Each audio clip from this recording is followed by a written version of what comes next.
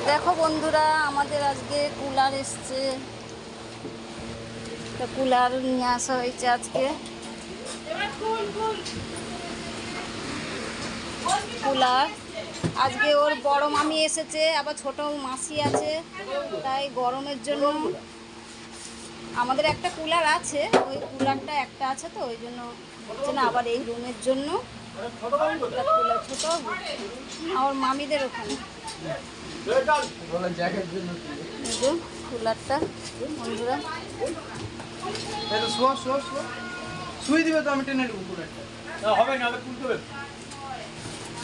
কেমন হয়েছে কুলারটা তুমি ধরো।